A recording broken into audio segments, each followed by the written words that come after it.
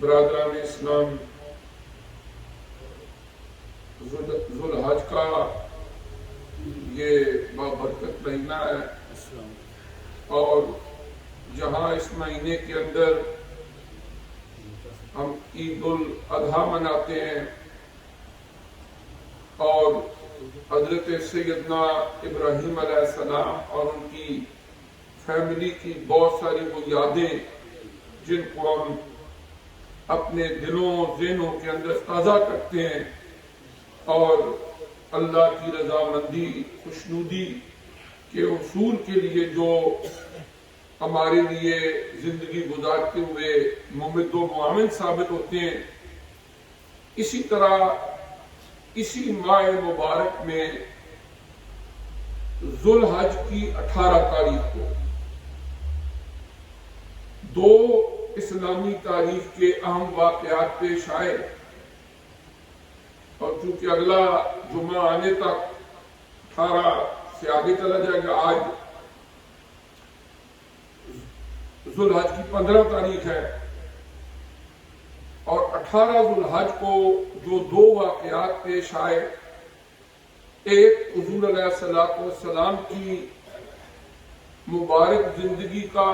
وہ واقعہ کہ جب آپ نے ہجرت کے 10ویں سال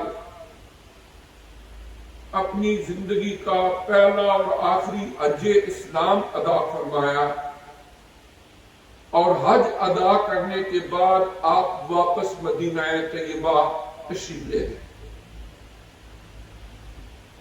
جب آپ مکہ مکرمہ سے مناسک حج کی تکمیل طواف وداع کے بعد یہاں سے مدینہ طیبہ کے لیے روانہ ہوئے تو مکہ مکرمہ اور مدینہ طیبہ کے درمیان ایک جگہ ہے جس کا نام ہے غدیر خم۔ بنیادی طور پر یہ ایک جنکشن ہے۔ حضور علیہ السلام کے ساتھ کم و بیش 1,24,000 یا اس کے قریب صحابہ اکرام موجود تھے جو اس حج کو ادا کرنے کے لیے گئے، اور پھر انہوں نے میدان عرفات میں حضور علیہ السلام کا خطبہ سماعت کیا، مناسک حج ادا کیے، اور یہ لوگ مختلف علاقوں سے آئے ہوئے تھے، اور حج کی ادائیگی کے بعد حضور علیہ السلام نے مدینہ طیبہ تشریف لے جانا تھا۔ کچھ لوگوں نے یمن کے رستے کی طرف، کچھ نے عراق کے رستے کی طرف، شام کے رستے کی طرف۔ یہ ایک غدیر خم ایک جنکشن ہے، اور یہاں سے آگے لوگوں نے بکھر جانا تھا اپنے اپنے علاقوں کو جانے کے لیے حضور علیہ السلام کی بارگاہ سے اجازت دے۔ حضور علیہ السلام نے وہاں پر تمام صحابہ اکرام کو اکٹھا کیا، اور اکٹھا کر کے آپ نے ایک بڑا شارٹ، بڑا مختصر خطبہ ارشاد فرمایا، اور اس خطبے کا نام ہے خطبہ غدیر خم۔ چونکہ غدیر خم وہ جگہ تھی جہاں پر کہ حضور علیہ السلام ارشاد فرما رہے تھے، اور آپ نے یہ خطبہ، اس کا صرف ایک سنگل پوائنٹ ایجنڈا تھا، اور وہ کیا تھا کہ حضرت سیدنا علی المرتضی شیر خدا حیدر کرار حسنین کریمین کے والد ماجد اور حضرت سیدہ فاطمہ الزہرا رضی اللہ تعالی عنہا کے شوہر نامدار حضرت علی رضی اللہ تعالی عنہ کی شان بیان فرمائی، اور وہ ذوالحج کی 18 تاریخ کو غدیر خم کے مقام پر جو ہماری سیاستہ کی کتابیں ہیں ان میں مستند کتابوں کے اندر ابو داؤد شریف، ابن ماجہ شریف، ترمذی شریف، اس میں مختلف صحابہ کرام سے روایت یہ حدیث مبارکہ موجود ہے، جس کو حدیث کی کتابوں کے اندر حدیث غدیر خم کے نام سے لکھا جاتا ہے۔ وہ اس حدیث کے الفاظ کیا ہیں؟ حضور علیہ السلام نے اللہ کی حمد کی، ثنا کی، اس کے بعد فرمایا اللہم من کنت مولاہ فعلی مولاہ۔ آپ نے اللہ کی بارگاہ میں التجا کی کہ اے اللہ پاک، جس کا میں مددگار ہوں اس کا حضرت علی شیر خدا رضی اللہ تعالیٰ عنہ بھی مددگار ہے۔ اللہم والی من والاہ، اے میرے پروردگار، جو میرے علی شیر خدا سے دوستی رکھتا ہے تو بھی اس کا دوست بن جا۔ وَآدِ مَنْ آدَاہُ، اور جو بندہ حضرت علی شیر خدا رضی اللہ تعالیٰ عنہ سے دشمنی رکھتا ہے، بغض رکھتا ہے، اے اللہ تو بھی اس سے دشمنی رکھ۔ یہ وہ مختصر خطبہ ہے جو حضور علیہ السلام نے حضرت علی شیر خدا رضی اللہ تعالیٰ عنہ کے مقام مرتبہ بیان فرماتے ہوئے غدیر خم کے موقع پر ارشاد فرمایا۔ جب آپ کی خطبہ ارشاد فرما چکے تو حضرت سیدنا عمر بن الخطاب رضی اللہ تعالی عنہ وہ ملے آ کے حضرت علی شیر خدا رضی اللہ تعالی عنہ کو اور فرمانے لگے، فقال، حضرت عمر رضی اللہ تعالی عنہ نے فرمایا، ہنیئا لک یا ابن ابی طالب، اے ابو طالب کے بیٹے تمہیں بہت بہت مبارک ہو کہ حضور علیہ السلام نے تمہاری شان بیان کی ہے۔ اصبحت و امسیت مولا کل مومن و مؤمنۃ، جو شام بھی آئے گی، جو صبح بھی آئے گی، جو بھی مومن ہوگا، اے علی شیر خدا رضی اللہ تعالیٰ تم اس کے مولا ہو۔ کہ حضور علیہ السلام نے فرما دیا ہے کہ جس کا میں مولا ہوں اس کا علی مولا ہے۔ اے اللہ، جو ان سے دوستی رکھتا ہے تو ان کا دوست بن جا، جو ان سے بغض رکھتا ہے، دشمنی کرتا ہے، تو بھی ان کا دشمن بن جا۔ یہ آقا علیہ السلام دعا کر رہے ہیں اللہ کی بارگاہ میں، اور حضرت عمر فاروق رضی اللہ تعالیٰ عنہ مبارکباد بھی دے رہے ہیں، اور پھر اس کے بعد انہیں یہ بھی فرما رہے ہیں کہ جتنی صبح آئیں گی، جتنی شامیں آئیں گی، اس کے بعد جو بھی ایمان والا ہوگا وہ آپ سے محبت کرے گا، وہ آپ کو محبوب جانے گا۔ اس غدیر خم کی جو حدیث ہے، اس سے آقا انعامدار صلی اللہ علیہ وآلہ وسلم نے آل بیت اطہار کی شان بیان فرمائی۔ ایک حدیث مبارکہ ہے، حضور علیہ السلام نے فرمایا کہ میری آل کی مثال ایسے ہے کہ جیسے حضرت نوح علیہ السلام کی کشتی تھی، کسفینۃ نوح، جیسے نوح علیہ السلام کی کشتی تھی، کہ آپ نے جب کشتی بنائی، سیلاب آیا، اللہ کے نافرمان لوگ وہ بہہ گئے اس پانی میں، ختم ہو گئے، لیکن جو آپ کی کشتی میں آ گیا اللہ نے اس کو بچایا۔ تو حضور علیہ السلام نے مثال دی کہ میرے آل بیت اطہار بھی حضرت نوح علیہ السلام کی کشتی کی طرح ہیں، کہ جو بھی ان سے محبت کا تعلق رکھے گا، ان کا دامن تھام لے گا، وہ نجات پا جائے گا، اور جو ان سے بغض رکھے گا، ان سے دشمنی رکھے گا، وہ دنیا کے اندر بھی ذلیل و رسوا ہوگا اور آخرت کے اندر بھی وہ خسران اور نقصان کا شکار ہوگا۔ تو اصل جو چیز ہے وہ یہ ہے کہ ہماری محبتوں کا مرکز اور محور وہ نبی کریم علیہ السلام کی ذات ہے، اور جس چیز کو آپ سے نسبت ہو جائے ہم اسے پیار کرتے ہیں، ہم اسے پیار کرتے ہیں جس چیز کی نسبت ہو جائے۔ خواہ وہ آپ دیکھیں نا، آپ کے روزہ عطر کے پاس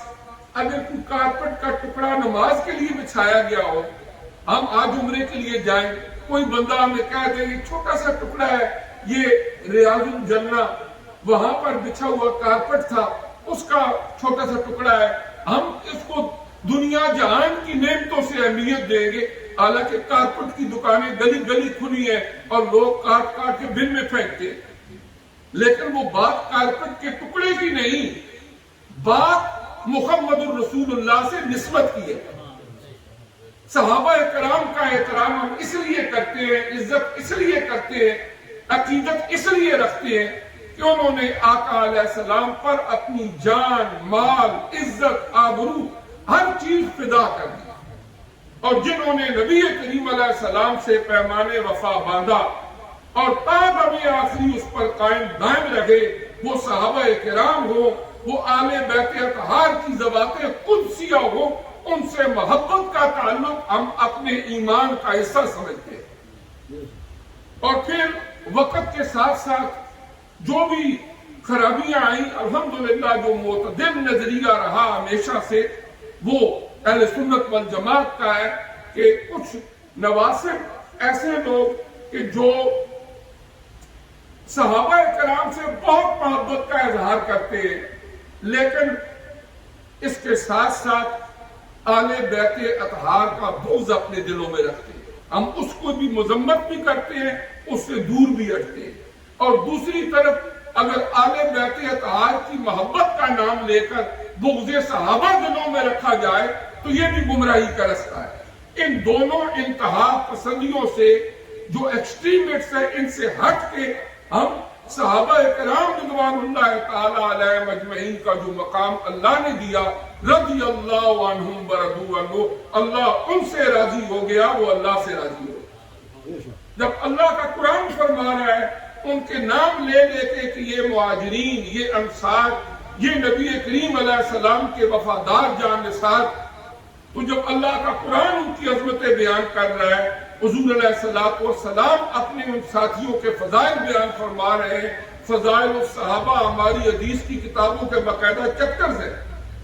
سیرت کی کتابوں کے اندر باقاعدہ چیپٹرز ہیں۔ اسی طرح آل بیت اطہار جو نبی کریم علیہ السلام سے صحابیت کا تعلق بھی رکھتے ہیں، اور اس کے ساتھ ساتھ آقا علیہ السلام کا خون بھی ان کی رگوں میں دوڑ رہا ہے، ان کے دورے یہ رشتے اور محبتیں۔ اور حضرت علی شیر خدا رضی اللہ تعالیٰ عنہ وہ ہستی ہیں کہ جب نبی کریم علیہ السلام کا وصال مبارک ہوا، اس کے بعد آپ کے خلیفہ بننے تک 25 ایئرز گزرے، 25 سال گزرے، اور ان 25 سالوں کے اندر خلیفہ بننے سے پہلے تک حضرت عثمان غنی رضی اللہ تعالیٰ عنہ کی شہادت تک آپ مدینہ طیبہ میں ہی قیام فرما تھے۔ جب آپ کی خلافت کا زمانہ آیا پھر اس کے بعد یہاں سے آپ جو ہے کوفہ تشریف لے گیا، پھر نجف اشرف، پھر وہاں پر جب آپ کی شہادت ہوئی نجف اشرف کے اندر آپ کی مرکز مبارک ہے، لیکن پہلے 25 سال آپ نے مدینہ طیبہ میں گزارے، اور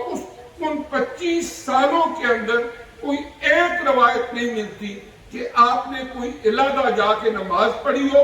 اسی مسجد نبوی میں جا کے جمعہ پڑھتے، نماز پڑھتے، جہاں پر 2.5 سال تک حضرت ابو بکر صدیق رضی اللہ تعالیٰ عنہ خطبہ دیا کرتے اور امامت کراتے، 10 سال تک حضرت عمر رضی اللہ تعالیٰ عنہ یہ خطبہ ارشاد فرماتے رہے،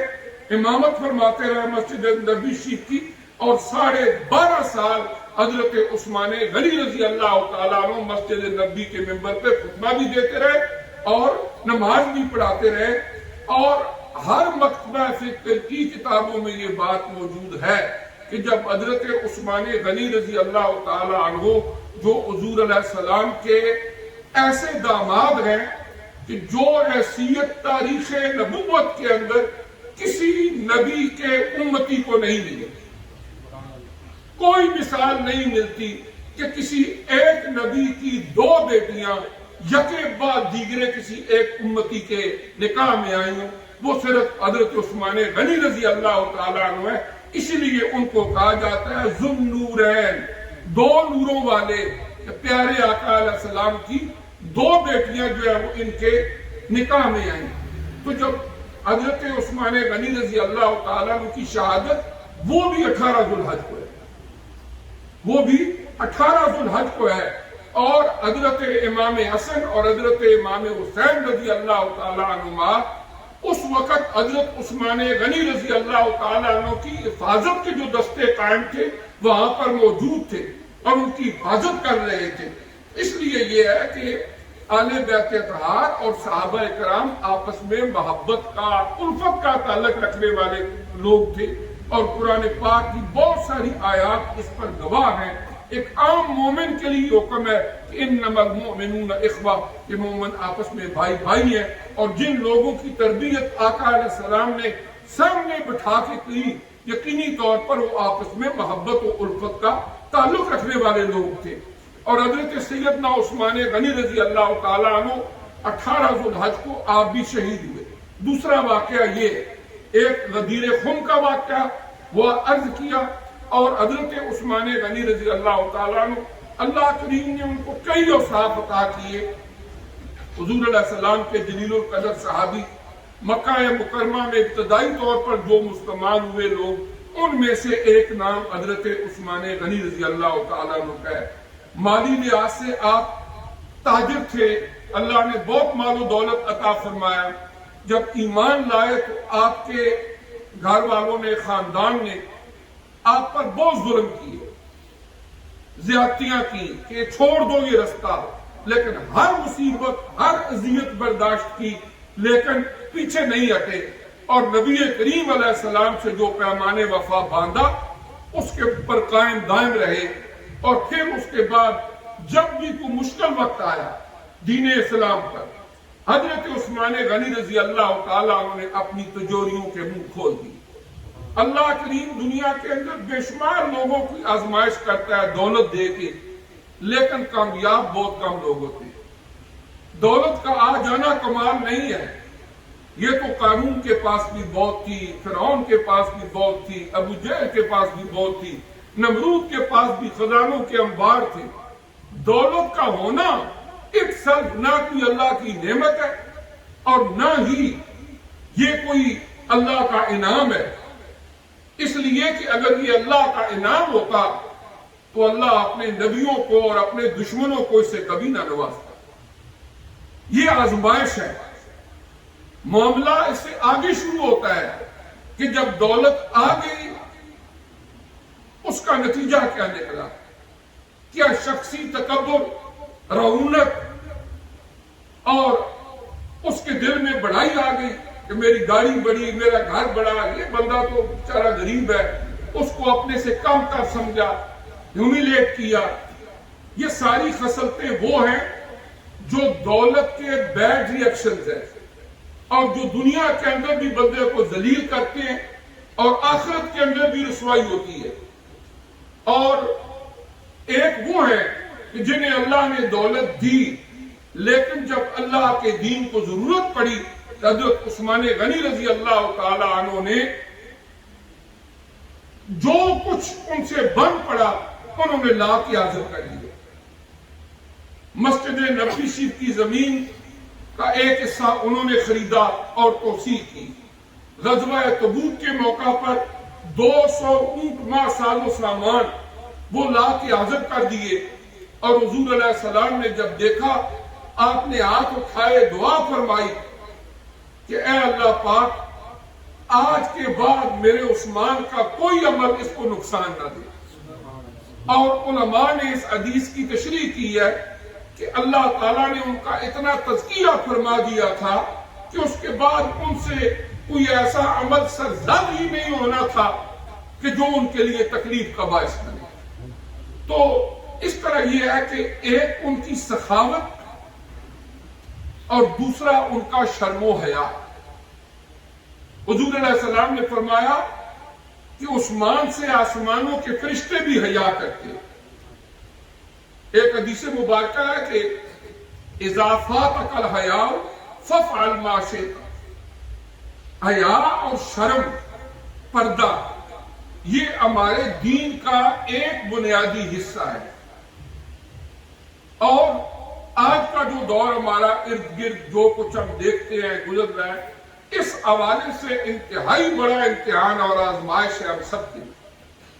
کوئی اللہ کا بندہ ہوگا اس سے بچ جائے۔ ایک موبائل اور یہ چیزیں ہمارے پاس ایسی ہیں، جب کھولو کوئی نہ کوئی ایسی چیز اس میں آ جاتی ہے، لیکن ہماری نیتیں، ہمارے ارادے، ہماری تربیت ایسی ہو کہ ہم کوشش کریں کہ اس سے جتنا بچ سکتے ہیں ان چیزوں سے بچے۔ اس لیے کہ آقا علیہ السلام نے فرمایا اذا فاتک الحیاء فافعل ما شئت،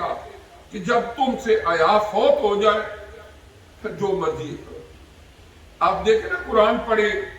کہ حضرت آدم علیہ السلام اور حضرت مائی حوا علیہ السلام جب جنت میں تھے تو شیطان نے پہلا بار کیا کیا؟ جب انہوں نے درختوں کے پتوں سے اپنے وجود کو ڈھانپنے کی کوشش کی، یعنی وہاں بھی اس نے کوشش کی کہ کوئی نہ کوئی طریقہ استعمال کر کے شرم و حیا کے منافی کوئی اقدام کیا جائے، اور انہوں نے درختوں کے پتوں سے اپنے وجود کو ڈھانپ لیا۔ یہ انسانی فطرت میں شامل ہے شرم حیا، لیکن وقت کے ساتھ ساتھ جب دلوں سے، آنکھوں سے، دماغوں سے حیا اور شرم کا یہ پردہ ہٹ جائے تو پھر آقا علیہ السلام نے فرمایا پھر اس کے لیے آرام، حلال، اچھائی، برائی، اس کی تمیز ختم ہو جاتی ہے۔ فافعل ما شئت، پھر جو دل کرتا ہے کرتے پھرو۔ اس لیے کہ اب وہ جو پردہ تھا وہ ہٹ گیا، اب تمہارے نزدیک آرام حلال کی تمیز ختم ہو گئی، نیکی بدی کا جو ایک فرق تھا وہ مٹ گیا، اس کے بعد جو مرضی ہے کرتے پھرو۔ اور ایک دفعہ حضور علیہ السلام تشریف فرما تھے اور آپ کی یہ پنڈلی مبارک یہاں تک ننگی تھی، آپ بیٹھے ہوئے تھے اور جو قیمت تھا وہ یہاں سے اٹھا ہوا تھا۔ حضرت ابوبکر صدیق رضی اللہ تعالیٰ عنہ، اور ویسے بھی مرد کے لیے کیونکہ گھٹنوں سے اوپر کا ہی پردہ ہوتا ہے، ہمارے یہاں یہ جو ایک ضمنی بات آ گئی ہے، ہمارے یہاں گھروں میں یہاں پر کیا ہوتا ہے کہ جو شورٹ پہنتے ہیں نا، اب اس میں کیا ہوتا ہے کہ جب وہ خریدیں تو گھٹنے کور ہونے چاہیے کم از کم۔ کچھ لوگ ہیں گھٹنوں سے اوپر ہوتے ہیں، گھر کی ایون کے بہنیں بیٹھی ہوئی ہوں، ماں بیٹھی ہوئی ہوں، پھر بھی آپ کو گناہ ہو رہا ہے۔ اللہ کا حکم ہے اور فرض ہے گھٹنوں سمیت ان جگہوں کو کور کرنا۔ اگر گھٹنوں سے نیچے تک ہے تو اس کی اجازت ہے، لیکن مردوں کے لیے بھی اگر یہ جو ہمارے جو نیز ہیں، گھٹنے ہیں، ان سے اوپر تک کوئی چھوٹی سی گرمیوں کے موسم کو پہن کے دوسروں کو دیکھا دیکھی گھروں میں سڑکوں میں پھرتے ہیں، وہ گناہ کر رہے ہوتے ہیں اور یہ حرام کا ارتکاب کر رہے ہوتے ہیں مسلمان۔ کیوں؟ اس لیے کہ جس طرح عورتوں کے لیے پردہ ہے، مردوں کے لیے بھی وجود کے جن حصوں کو ڈھانپنا فرض ہے، نماز میں اور عام حالات میں بھی ان کا ڈھانپنا اگر فرض ادا نہیں کرتے تو وہ گناہگار ہوتے ہیں۔ تو اس طرح یہ ہے کہ نبی کریم صلی اللہ علیہ وآلہ وسلم نے فرمایا اذا فاتک الحیاء فافعل ما شئت۔ تو ابوبکر صدیق رضی اللہ تعالیٰ عنہ آپ آئے، آپ کی یہ پنڈلی مبارک ابھی ننگی تھی، حضرت عمر رضی اللہ تعالیٰ عنہ آئے، دیگر صحابہ آئے، تو اسی طرح حضرت عثمان غنی رضی اللہ تعالیٰ عنہ آئے، آپ نے فوراً اس کو ڈھانپ لیا۔ تو جب صحابہ کرام نے پوچھا تو فرمایا کہ یہ وہ ہیں کہ آسمانوں کے فرشتے بھی ان سے حیا کرتے ہیں، اور یہ جب آئے ہیں تو میں نے اپنی پنڈلی کو بھی ڈھانپ لی ہے۔ یعنی اس حد تک ان کی آنکھوں کے اندر شرم تھا، حیا تھا، اور یہ دو صفات ان کی ہر جو اللہ کے نیک بندے خصوصاً صحابہ کرام، ان کا کوئی نہ کوئی ایک وصف جو ہے وہ مشہور ہے۔ حضرت عمر رضی اللہ تعالیٰ عدل میں مشہور ہیں، ابو بکر صدیق رضی اللہ تعالیٰ عنہ صدق و صفا میں مشہور ہے، حضرت عثمان غنی رضی اللہ تعالیٰ عنہ وہ شرم و حیا اور سخاوت میں مشہور ہے، حضرت علی شیر خدا رضی اللہ تعالیٰ عنہ ان سارے اوصاف کے ساتھ ساتھ شجاعت اور بہادری کے اندر آپ مشہور ہیں۔ خیبر کا قلعہ جب فتح ہوا تو وہاں کے پہلوان کو آپ نے اکیلے بچھاڑ دیا تھا، اور وہ جو آپ کی ذوالفقار حیدری تھی وہ جب چمکی تو وہ اپنے آپ کو بڑا پہلوان جاننے والا حضرت علی شیر خدا رضی اللہ تعالیٰ عنہ کے ہاتھوں سر نگو ہو گئے۔ تو ان کا جو وصف ہے وہ ہے بہادری اور شجاعت، یہ اللہ تعالیٰ نے ان کو اوصاف عطا فرمائے۔ اس طرح یہ جو ذوالحج کا مہینہ ہے، اس کی 18 تاریخ کو جو ابھی دو دن بعد 3 دن بعد آئے گی، 18 ذوالحج کو ایک تو حضور علیہ السلام نے غدیر خم کے موقع پر یہ خطبہ ارشاد فرمایا، جس کے الفاظ میں دوبارہ دہرا دیتا ہوں، کچھ ساتھی بات میں آئے کہ حضور علیہ السلام نے حج کی ادائیگی کے بعد جب واپس تشریف لے جا رہے تھے مدینہ طیبہ، تو مکہ اور مدینہ کے درمیان غدیر خم کے مقام پر آپ نے صحابہ کرام کو خطبہ دیا، جس کے الفاظ حدیث کی کتابوں میں یہ ہے، ابن ماجہ شریف، ترمذی شریف، ابو داؤد شریف، ان کتابوں میں کئی صحابہ کرام سے روایت یہ خطبہ ہے کہ اللہم من کنت مولا فعلی مولا، اے اللہ پاک جس کا میں مولا ہوں اس کا علی مولا ہے۔ اور پھر فرمایا اللہم والی من والاہ، اے اللہ پاک جو علی رضی اللہ تعالیٰ عنہ کو محبوب جانتا ہے تو اس کو اپنا محبوب بنا لے۔ اللہم وآد من آداہ، اے اللہ پاک جو ان سے دشمنی رکھتا ہے تو بھی اس سے دشمنی رکھ۔ اور حضرت عمر رضی اللہ تعالیٰ عنہ کھڑے ہوئے، انہوں نے حضرت علی شیر خدا رضی اللہ تعالیٰ عنہ کو مبارکباد دی، قالا ہنیئا لک یا ابن ابی طالب، اے ابو طالب کے بیٹے آپ کو مبارک ہو، جو صبح آئے گی قیامت تک، جو شام آئے گی قیامت تک، جو ایمان والا ہوگا وہ آپ کو دوست رکھے۔ اور دوسرا 18 ذوالحج کو حضور علیہ السلام کے پیارے داماد جلیل القدر صحابی خلیفہ سوم، سخاوت اور حیا جن کے اعلیٰ ترین اوصاف ہے،